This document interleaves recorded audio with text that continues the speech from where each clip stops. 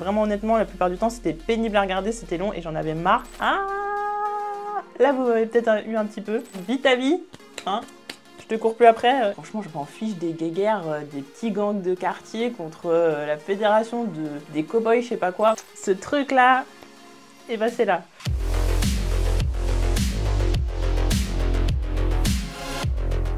Hi guys! Aujourd'hui on va parler de la saison 2 de The Walking Dead Dead City. Vous avez été plusieurs à me demander est-ce que je fasse une review dessus. Du coup, même si j'arrive après la bataille, et bah j'ai regardé cette saison.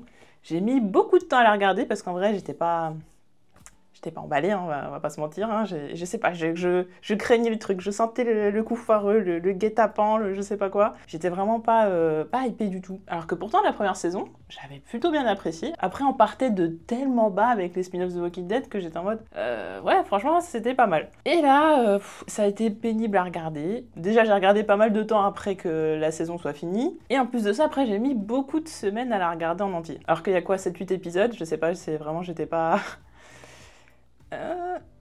Non, j'étais pas... je sais pas. En fait, en gros, j'ai quand même bien apprécié la première saison, mais après coup, je me suis dit...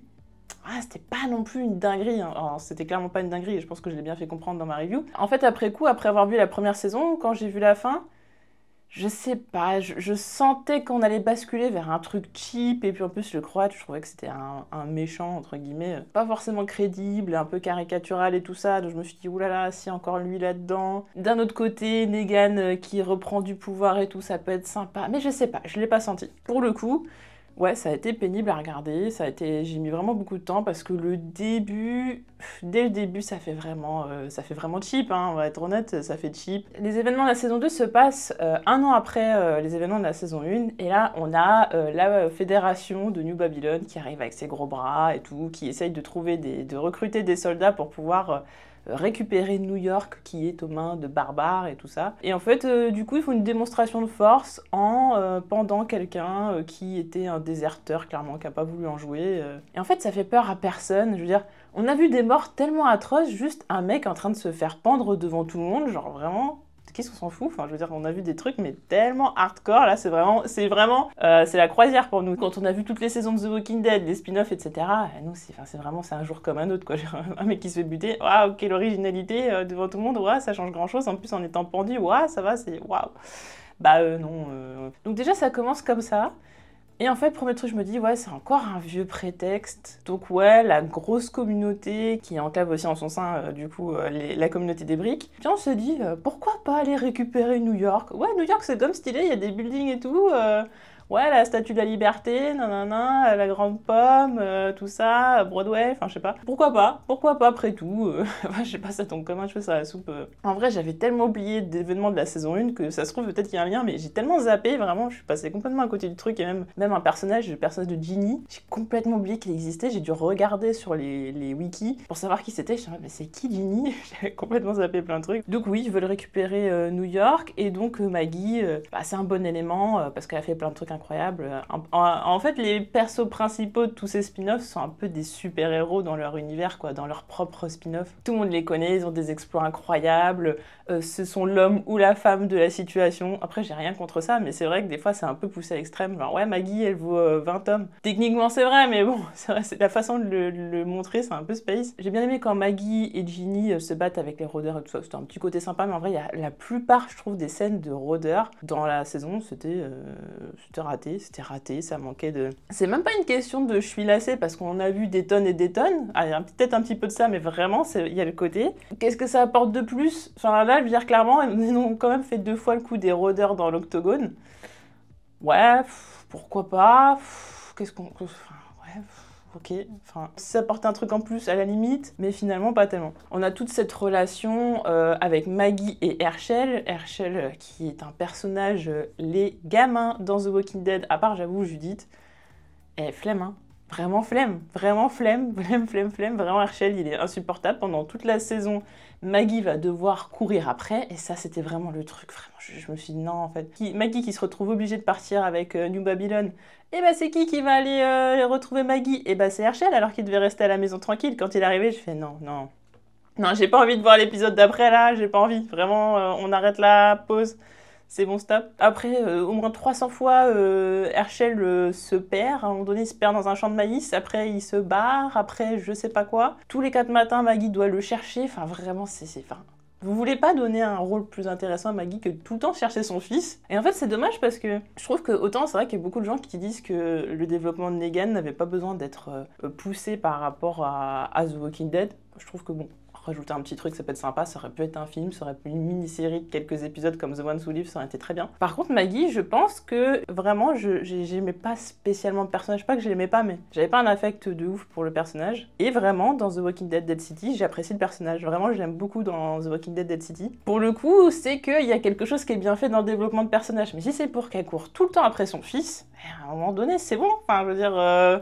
trouver un babysitter, mettez-le en prison, le temps de faire les trucs, mettez-lui un collier GPS, enfin je sais pas, à un moment donné, va falloir trouver une solution, c'est juste pas possible. Après oui, ça sert le propos parce que Herschel est quand même un petit peu particulier. Bon là on va passer complètement dans le spoiler. Ouais, Herschel c'était autant l'élément le plus chiant de la saison que un des éléments les plus intéressants. Et en fait c'est pas... Et pas en tant que personnage, c'est pour ça que je dis élément. En tant que personnage, il est chiant. Mais en tant qu'élément, par rapport à comment les choses évoluent, je trouve ça intéressant parce que oui, il est énervant au possible, t'as envie de lui mettre des tartes tous les 4 matins, sa mère, elle fait ce qu'elle peut, même si bon, ok, il peut lui reprocher des choses et tout, mais à un moment donné, on n'est pas dans le monde des bisounours, on est dans un monde post-apocalyptique. Oui, ta mère, elle a des trucs à faire, elle sauve des communautés et tout ça, enfin, je veux dire, tu devrais être fière de ta mère, non. Et ce truc avec Negan, ça l'obsède et tout, alors oui, il a pas connu son père et tout, mais je trouve ça, je sais pas, je peux comprendre d'un côté, et en fait, ça devient une telle lubie, et je comprends que du coup, il y a toujours la relation Negan-Maggie au centre du truc parce qu'ils sont un duo. Mais là, j'ai vraiment hâte pour la saison 3 que on se dise hey, c'est bon, maintenant, on ferme le livre, on passe à autre chose parce que c'est redondant. De saison A, est-ce que je tue Negan? Est-ce que je tue pas Negan? Est-ce que je tue Negan? Ah bah là, en plus, maintenant, mon fils, il veut que je tue Negan. Et puis en plus, l'autre, elle veut que je tue Negan. Et lui aussi, il veut que je tue Negan. C'est bon quoi. Et pourtant il y a plein de choses qui ont été réussies. Ce qui est marrant c'est que globalement j'ai trouvé la saison pas bonne, mais j'ai quand même par moments je me suis dit ah ouais si vraiment on creuse le truc c'est quand même sympa. À ce moment-là j'ai quand même eu un peu des frissons. En fait je trouve que en termes de trame principale c'était inintéressant. Franchement je m'en fiche des guéguerres, des petits gangs de quartier contre la fédération des cow-boys je sais pas quoi. Franchement j'en ai rien à cirer, j'en ai vraiment rien à faire. Que Herschel il se barre tous les 4 matins, j'en ai rien à cirer non plus. Par contre, Maggie en tant que personnage badass, mais aussi surtout... enfin justement, Maggie, on la connaît beaucoup comme un personnage badass, et là je trouve qu'il y a vraiment sa part de sensibilité qui ressort de plus en plus. Et c'est là vraiment que je pense que c'est ça qui me manquait par rapport au personnage. Même si normalement j'aurais dû avoir de l'empathie pour un personnage qui voit son mari se faire buter devant elle. Normalement j'aurais dû avoir de l'empathie à ce moment-là. J'en ai eu un peu, mais... Le personnage, je le trouvais assez détestable, assez énervant. Dans la saison 1, il était un petit peu aussi détestable. Et là, franchement, je trouve que, notamment par les choix matures qu'elle fait et tout ça, j'ai vraiment beaucoup apprécié de pas tomber dans ce truc de vengeance tout le temps et tout ça. Donc, d'un côté, le côté Negan-Maggie était redondant, et d'un autre côté, ça a permis à faire avancer l'évolution de Maggie, donc assez intéressant. Et le côté, en fait, là vraiment où je trouve que ça a été réussi, c'est le côté nostalgie. Je suis désolée, mais Negan aux commandes d'un groupe qui fait des dingueries. Alors par contre, est-ce qu'on peut parler 2 minutes de Lucille, toute option, avec l'option taser? Là j'ai fait, mais... vraiment, vous aviez plus d'idées. J'ai vraiment pas vu venir. Genre vraiment, Lucille avec un taser dedans. Et à un moment donné, juste, en fait, il est en train de taser le mec avec Lucille, et puis il y a des lance-flammes, et il y a des flammes tout d'un coup à côté, et j'étais en mode, non, ils ont fait une Lucille lance-flamme et tout, j'étais en mode... Attendez, vraiment, en fait, on était à un point où c'était tellement ridicule que je me suis vraiment dit, ouais, il y a le bout de la batte qui s'ouvre et ça fait lance-flamme. Ouais, c'est vraiment que je me suis dit, ouais, il y a vraiment zéro crédibilité dans le truc. À part ce genre de truc-là, et notamment un passage avec un ours, j'ai pas compris d'où ça sortait. Vraiment, il ouvre la porte, il y a un ours. Alors, on est à New York, je peux comprendre que les zoos, du coup, ils se sont pas occupés des gens et tout, donc du coup, il y a des ours en liberté peut-être, mais là, vraiment, il ouvre la porte, il y a un ours derrière. Et l'ours, vraiment, comme un monstre de film d'horreur, qui va taper une porte blindée, vraiment l'ours comme ça, qui est avec son coude là, qui est en train de taper la porte blindée pour... Non mais... Alors, il était pas trop mal fait parce qu'on a vu des biches et tout ça, on a quand même l'habitude de trucs... Voilà, c'était pas... voilà, c'était pas moche. Mais qu'est-ce que ça fout là? Vraiment, enfin, qu'est-ce que ça fout là? Vraiment, je vois pas l'intérêt, là, l'ours comme ça. Et en plus, c'est à côté de l'octogone, du coup je me dis... Vraiment, j'en suis à un point entre la batte Taser et l'ours comme ça qui arrive sans prévenir. Je me dis, mais vraiment, elle va se battre avec l'ours dans l'octogone. Sans rigoler, vraiment, premier degré. Je me suis dit, on est tellement dans du délire que c'est ça qui va se passer, clairement. Quand on en arrive là, c'est vraiment que tout ce qui était avant a semblé tellement ridicule que c'était possible, en fait. Mais ouais, bah, au final, elle a fini par le tuer. En plus, c'était long parce qu'en plus d'avoir choisi un animal qui est lent pour se déplacer, donc ce qui fait que la scène était super longue. Alors, elle est entrecoupée d'une autre scène, je sais plus quoi d'ailleurs. Mais l'intérêt là-dedans, je comprends pas. Les rôdeurs qui se battent dans l'octogone, alors il y en a un qui est pas un rôdeur, ça j'ai trouvé ça plutôt cool. Alors j'ai pas trouvé cool la bataille de rôdeurs parce que je m'en foutais, mais le fait qu'il y en ait un qui était vraiment vivant, bon, ça donnait un petit côté sympa. Le groupe de l'amateur d'art là, Bruegel, je crois, Burgle, je sais pas. Franchement, vous m'en foutez. Le groupe de Negan, vraiment, t'avais l'impression d'être dans un espèce de festival de cosplay. Et vraiment pas qu'avec eux, hein, parce que eux, c'est un peu côté médiéval, machin, nanana, à la limite, avec des armures, je sais pas quoi, ou même punk médiéval, je sais pas trop. Et il y avait la communauté des cosplayers Ewok qui, eux, arrachaient le cœur des rôdeurs, enfin des gens quand ils sont morts avant qu'ils se transforment en rôdeurs. Qu'est-ce que ça venait foutre là? D'ailleurs, ça m'a fait penser, il y a 2-3 trucs qui m'ont fait penser un peu à The Last of Us d'ailleurs. Ouais. Et franchement, enfin, les communautés, on s'en foutait. Les personnages secondaires, qu'est-ce que je voulais que je vous dise? Le croate. Heureusement qu'il y a son truc avec Maggie, parce que vraiment, d'un non-intérêt total, vraiment, le personnage, il est pas charismatique, il est prévisible au possible. Ça manque de profondeur, qu'est-ce qu'on raconte sur lui? Ah là là, il aime trop sa mère qui est en Croatie, waouh, super, gros background, oui. Déjà, bon, quand ils avaient amené le fait que c'est un ancien savior et tout ça, et que Negan l'a chassé, tout ça, et ça tombait comme un cheveu sur la soupe, mais à la limite, il y avait rien qui m'intéressait chez ce personnage, donc le côté Maggie, le croate, par contre, ça c'était très sympa, d'ailleurs, ça a donné lieu à une scène que j'ai vraiment adorée, c'est la scène avec Maggie au-dessus du vide et tout, avec le plexi là, elle est au-dessus du vide, elle a le vertige. J'ai trouvé que c'était hyper bien fait. J'ai stressé tout en sachant de toute façon qu'elle allait pas mourir, mais en ayant moi-même le vertige, je trouvais que c'était très bien fait. Bon, à part que les fonds verts sont dégueulasses, tous les effets sont... Voilà, dès que c'est pas du maquillage, c'est moche. À part l'ours, je sais pas pourquoi, l'ours était plutôt bien fait, mais alors par contre, dès qu'il faut montrer un petit peu de la ville, dès qu'on montre un peu d'extérieur, c'est... Non, enfin... Faites comme dans Mandalorian, vous mettez un écran, ce sera mieux, parce que là, vraiment, c'était très très très dégueulasse, et ça rajoute au côté cheap, déjà les costumes, la réalisation, la musique. Déjà dans The Walking Dead, je critiquais déjà pas mal la musique, enfin sur les dernières saisons qui étaient vraiment nulles. Et là, la musique a été atroce. Peut-être d'ailleurs que dans la saison 1 c'était déjà le cas. Mais là, la musique était particulièrement atroce, la tension était pas là, alors que déjà même niveau réalisation, les mouvements de caméra et tout ça, c'est pas dynamique, il n'y a rien qui se passe, ça manque de prestance, ça manque de plein de choses. Heureusement qu'il y a Jeffrey Dean Morgan et Lauren Cohan, parce qu'on les remplace par d'autres persos. Même si celui qui joue Perly, j'aime bien aussi. Pour ça, les 3 persos, j'aime bien et c'est ce qui relève le truc. Mais demain, tu les enlèves, tu les remplaces par quelqu'un d'autre, c'est compliqué quoi. Et pour en revenir à Negan, oui, revoir Negan au pouvoir, ça m'a... Enfin, j'étais... Ah ouais, peut-être que ça valait le coup que je regarde au final. J'ai bien aimé... le fait qu'il voit son ami mourir devant lui et tout, il comprend au fur et à mesure que la vie de son ami, enfin son ami, celui qu'il aime bien là, le violoniste, est en danger et tout ça, qu'il hurle quand il meurt.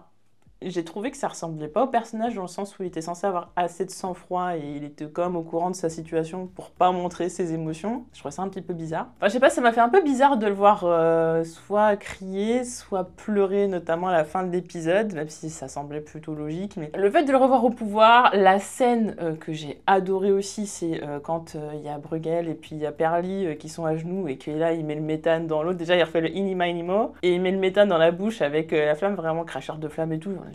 J'étais en train de me mettre à la place du mec, je me dis mais la souffrance que ça doit être. Et ça, c'est ça The Walking Dead, c'est ça, c'est des scènes comme ça, c'est des scènes où t'es terrifié, tu dis mais pour jamais de la vie je vais me retrouver dans cette situation, vraiment c'est ça en fait The Walking Dead, c'est ces frissons-là que je veux. Et on retrouve à la fois le Negan d'avant et cette situation-là qui est incroyable, d'ailleurs même aussi quand il y a la bataille entre la communauté de Bruegel et la communauté de Negan, avec Negan et le festin, le feu, tout ça dans l'église, bah, je trouvais que c'était quand même très sympa, mais ça arrive vraiment à la fin de la saison, c'est après plein de choses chiantes et Herschel qui se barre et le croate on s'en fout Et les cosplayers, on s'en fout. Et même la communauté New Babylon, on les voit, mais quoi, 3 secondes. La chef qui avait l'air un petit peu charismatique et tout, bon, elle crève dès qu'ils arrivent sur le large. Et la deuxième, je sais plus comment elle s'appelle, celle qui jouait dans Orange is the New Black, qui semblait être une autre antagoniste et tout ça, bah, elle meurt aussi assez vite, sans aucun intérêt. Donc en fait, je comprends pas. À la fin, oui, ils arrivent, bon ok, ils sont un petit paquet de gens, et ils sont une grosse menace. En fait, j'ai pas compris en quoi ils étaient une grosse menace, parce que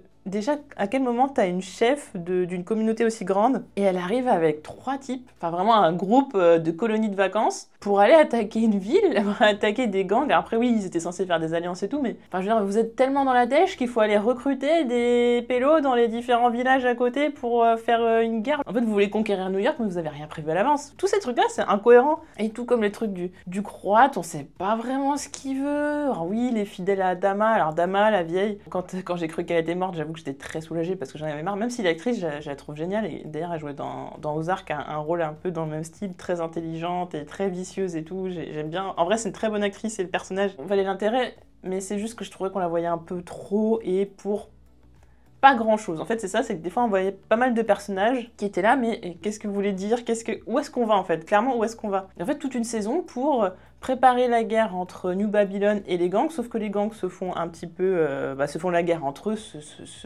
s'auto-bouffent, hein, très clairement. Ça, on s'y attendait, mais est-ce que ça nous intéresse? Pas du tout, ça aurait pu être off-screen que ça aurait été pareil. Un autre truc qui était par contre sympa, c'était quand le Croate il arrive, donc Negan il parle à une des communautés, je sais plus comment il s'appelle le mec, et il y a des enfants derrière et tout ça, et Negan comprend, se met un petit peu à sa place et se dit bah ouais, moi j'étais un peu comme lui, j'ai voulu protéger des gens et tout ça, et donc il se met à la place de lui, et puis après il y a le Croate qui arrive et qui asphyxie tout le monde.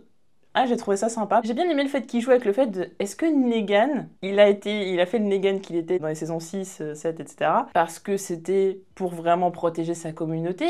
Est-ce que finalement tu lui retires la responsabilité d'une communauté et c'est un mec comme tout le monde? Ou est-ce qu'au final il aime ça et c'est sa vraie nature et il y revient, même si c'est repenti et tout ça? Est-ce qu'au final c'est pas l'essence du personnage? Ça c'est intéressant, c'est juste que les thématiques pour les personnages, que ce soit Negan ou Maggie, étaient plutôt intéressante, mais c'était mal exécuté en fait, c'est ça le problème. Oui, Maggie Negan, oui, Maggie, le fait d'être mère et tout ça, cette responsabilité, le fait qu'elle porte en elle aussi cette vengeance et ce deuil qu'elle vit mal et tout ça, d'accord, mais c'est pas en courant après Herschel tout le temps, ou alors pas aussi longtemps, parce que déjà dans la saison 1, elle courait déjà après, donc t'as l'impression que ça finit jamais. Et j'ai bien aimé ces moments où Negan, par exemple, aide Maggie, le fait qu'il lui dise que son fils, c'est un gros traîtros, c'était sympa, parce que de toute façon, on savait très bien qu'elle allait jamais accepter ce qu'elle allait lui dire. Et en fait, c'est vraiment une preuve de confiance, parce qu'au final, elle se rend compte à la fin que oui, elle avait raison, que son fils, il n'est pas vraiment de son côté, il est du côté de Dama. Donc finalement, Negan avait dit la vérité, même si c'était blessant, il lui a dit la vérité. Donc ça, j'ai trouvé ça intéressant, mais ça n'a pas été trop appuyé non plus. Herschel, qui est finalement méchant, voilà, on va utiliser des termes grosso modo, voilà, comme ça, assez grossiers, mais Herschel qui est un vilain, qui se range du côté de Dama, qui est même prêt à ce que sa mère se fasse assommer, qui dit après « Ah, je pensais pas qu'elle allait taper aussi fort. Ouais, bon, peut-être qu'elle allait causer un traumatisme crânien. Je sais pas, commotion cérébrale, tout ça, ça te parle pas? Non, je sais pas. Ouais, elle a dit qu'elle te frappait, mais je pensais pas que ça allait être comme ça, donc en vrai, ouais. Bah, je peux te dire que c'est pas des lignes que tu vas faire quand tu vas rentrer à la maison. Alors que là, pour te rattraper, je crois que vraiment, je te déshérite, c'est mort. Enfin, vraiment, il n'y a plus de retour en arrière. Vraiment, vis ta vie, hein. Je te cours plus après. C'est un peu ça, à la fin, c'est ouais, je serai dans les parages, mais je crois que c'est bon. Franchement, la parentalité...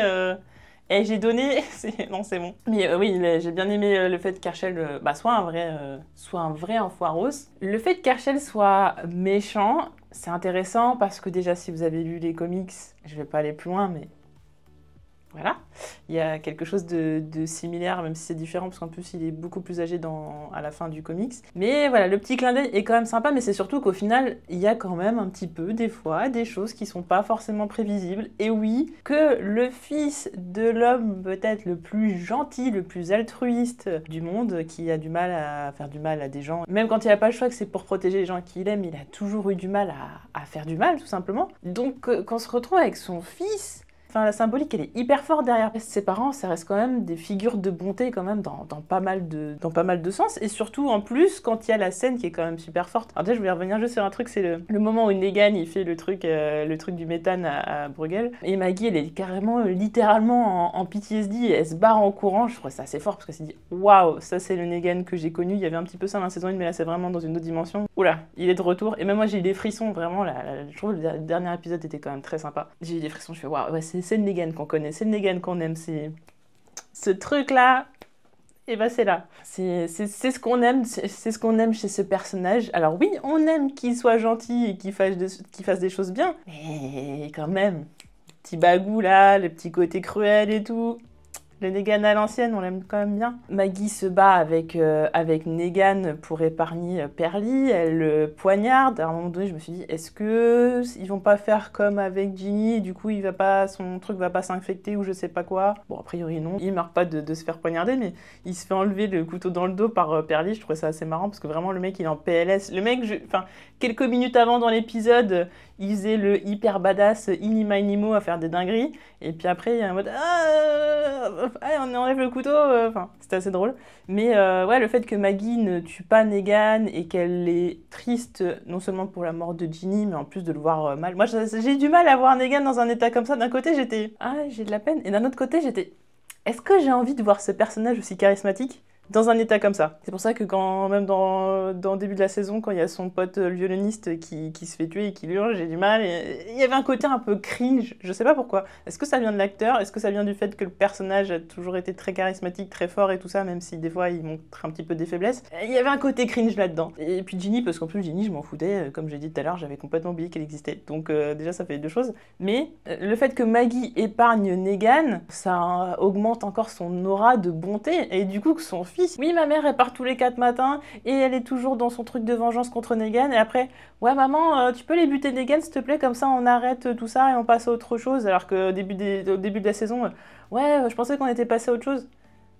Hein? Bon, d'accord, mais en fait, comme l'autre, elle lui a aussi complètement retourné le cerveau, donc je sais pas. Le Herschel qui veut absolument la mort de Negan. Je sais pas, on s'attend pas à ce que non seulement Herschel puisse être mauvais, après on sait pas dans quelle dimension, parce que enfin, déjà quand t'es capable de, sans sourciller, de voir ta mère se faire complètement assommer devant toi, et juste dire désolé maman, c'est peut-être anodin comme ça, mais pas vraiment, parce que c'est une première marche vers l'escalier de t'es vraiment un gros enfoiré. Donc je pense qu'on va continuer sur cette pente-là, cette pente ascendante en termes de méchanceté. Et j'espère vraiment, parce que si on revient en arrière, moi j'ai vraiment envie qu'on aille dans le truc de j'assume. Et du coup, je me suis dit, il me fait penser à quelqu'un ce perso, et en fait il me fait penser à Chris dans Fear the Walking Dead, le fils de Travis. Je sais qu'il vous a saoulé, et moi j'en pouvais plus. Tout le truc autour de Chris était intéressant, parce que voilà, vu comment évolue le personnage, on s'y attend pas, vu comment était son père et tout, donc il y a ce côté-là. Et j'ai trouvé ça hyper cool de retrouver ça. C'est vraiment deux profils plutôt similaires, avec des parents qui sont bons et tout ça. Après la différence, c'est qu'Herschel a des raisons un petit peu de partir là-dedans. C'est pas justifié, mais on peut un peu comprendre un petit peu les rancœurs qu'il peut avoir envers sa mère, même si c'est pas justifié encore une fois, mais le fait qu'il soit fait retourner le cerveau avec avec un gros syndrome de Stockholm et tout ça. J'aime bien cette influence qu'a Damas sur lui, c'est intéressant aussi, c'est nouveau. Mais ouais, j'espère vraiment qu'on va pousser le truc jusqu'au bout de Herschel va vraiment être le bad guy, clairement. Je veux qu'il soit le bad guy, j'aimerais même que Maggie le tue. Même Negan qui bute...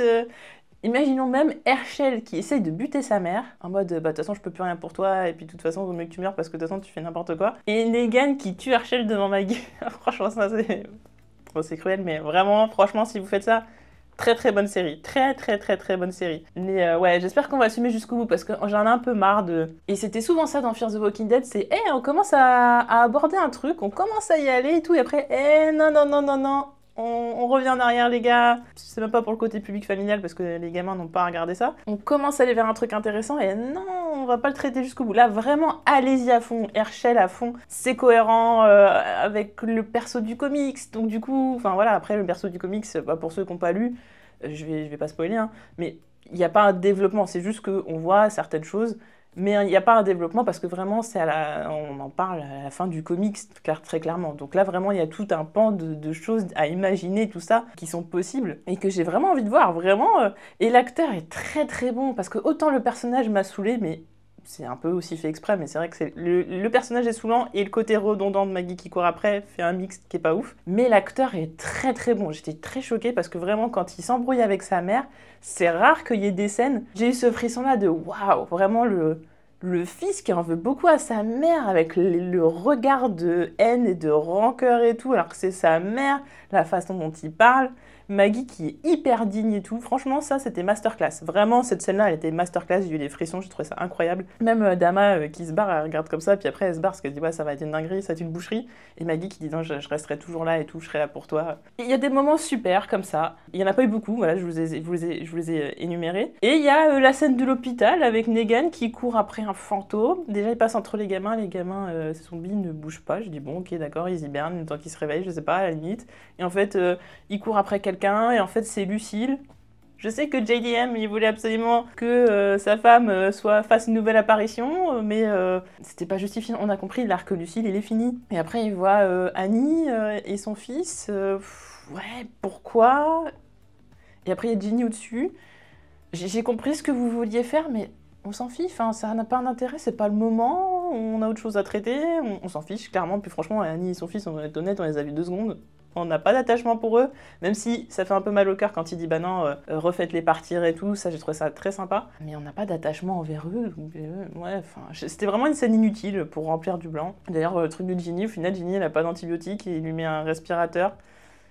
Bon, des scènes d'hallucination vraiment évitées. Maggie et Dama, très intéressant aussi, parce qu'on voit que Dama prend un peu la place de mère auprès d'Herschel, vu que oui, Herschel lui reproche toujours d'être parti tout le temps et tout. Finalement, Dama a pris cette place. En fait, il y avait une faille chez cet adolescent, et en fait, elle s'est complètement engouffrée dedans. Tout comme d'ailleurs, elle rentre dans les failles des différents personnages. Elle rentre dans les failles du Croate aussi, qui a besoin aussi de ce côté maternel et tout ça. Et en fait, c'est vraiment ça, le truc du personnage. Et en soi, c'est pour ça que c'était pas un mauvais personnage, mais c'était quand même chiant de l'avoir pas mal de temps parce qu'elle était trop souvent là et pour des scènes inutiles. Mais par contre, ce côté mère qui arrive à utiliser les faiblesses pour pouvoir clairement avoir une emprise, parce que c'est vraiment un personnage qui a une emprise. J'ai trouvé ça intéressant, c'était un peu nouveau aussi. Je me suis dit pourquoi pas, et du coup cette rivalité entre elle et Dama qui propose à Maggie, ah bah de toute façon vous détestez Negan, donc autant y aller et tout ça, et qui essaye de lui retourner le cerveau et tout, mais au final ça marche pas. La seule raison pour laquelle Maggie va pour aller tuer Negan, c'est pour pouvoir récupérer son fils. Elle pourra pas rentrer dans son cerveau, mais justement elle joue sur le côté famille, le fait que son père est mort, que sa sœur est morte, que son mari est mort, tout ça. Donc le personnage de Dama, je trouvais ça plutôt intéressant. Donc en fait c'est pour ça, c'est globalement dans l'exécution c'est plutôt très mauvais, mais il y a eu des petits moments, j'ai fait ah, ça, c'est intéressant, ça, on peut aller dedans, ça pourrait être pas mal. Donc voilà, grosso modo, si vous me demandez, enfin maintenant, de toute façon, je vous ai tout spoilé, mais si vous me demandez est-ce qu'il faut regarder cette saison, en vrai, j'aurais pu vous dire non. Mais j'ai envie de vous dire oui. Vraiment, vous avez été étonnés, mais d'habitude, j'aurais descendu, j'aurais pu descendre la saison, et je pense que vous attendiez à ce que je la descende complètement, mais en vrai, il y a eu des moments que j'ai trouvé sympas, il n'y en avait pas beaucoup, la plupart du temps c'était pénible à regarder, vraiment honnêtement, la plupart du temps c'était pénible à regarder, c'était long et j'en avais marre. Il y a eu des moments, et surtout la fin, le dernier épisode, vraiment j'étais en mode là, vous avez peut-être eu un petit peu, mais globalement, c'était mauvais. Est-ce qu'on aurait pu s'en passer? Oui, mais d'un côté, voilà. Mais en tout cas, la fin, est-ce que je suis hypée pour la suite? Oui. Bah ouais, franchement, la fin. Et puis même, donc on a le trio, finalement, donc Pearlie, Maggie et Negan qui vont devoir travailler ensemble. Ça, c'est cool parce que les 3 personnages, je les aime bien. Pearlie, vraiment, je l'aime bien, vraiment, même s'il m'a un peu saoulé des fois. Mais globalement, je l'aime bien, je l'ai bien aimé dans la saison 1 aussi, donc j'aime bien ce personnage. Qui travaillent vraiment ensemble, que Maggie et Negan fassent table rase du passé, ça va être cool parce que enfin on arrête avec ce truc redondant de vengeance et tout. Même si je comprends, même si je sais, à chaque fois vous me dites, oui, mais il faut la comprendre et tout. Oui, je sais, mais là, on est dans une fiction, au bout d'un moment, il faut qu'on avance. Voilà. Là, je trouve qu'on a pris des bonnes décisions. En fait, en fin de saison, on s'est dit, en fin de saison, on s'est dit, ok, Herschel prend son indépendance, Maggie va faire avec, Maggie va travailler avec Negan et Pearlie, et on y va, et New Babylon arrive sur New York. New Babylon, je m'en fous en soi. Tout ce que je veux voir, c'est les 3 travailler contre New Babylon et contre aussi Dama et Herschel, comment ça va se passer. Hein. C'est intéressant, ça me hype. Maintenant, ouais, le côté New Babylon, j'ai peur que ça me saoule. Parce que déjà, là, toutes les gardes de gang à 2 balles, c'était chiant. Donc à voir, mais vraiment j'étais, ouais, c'est pas que je suis mitigée, c'est que, ouais, c'était globalement pas ouf, hein, mais il y avait des trucs qui valaient le détour quand même, soyons honnêtes. Donc voilà. Maintenant j'ai plus qu'à rattraper Daryl Dixon saison 2, The Book of Carol, et ouais, on va voir ce que ça donne, je suis pas du tout hypée, voilà, je suis rassurée parce qu'il y a Carole, mais en vrai, la saison 1, j'ai tellement vraiment pas aimé. Bah, écoutez, je vous ferai la review à ce moment-là. En tout cas, n'hésitez pas à me dire en commentaire ce que vous avez pensé de cette saison 2 de Dead City, et si vous avez envie de la regarder, mais bon, de toute façon, je vous ai déjà tout spoilé. Et on se retrouve bientôt pour d'autres vidéos. Salut!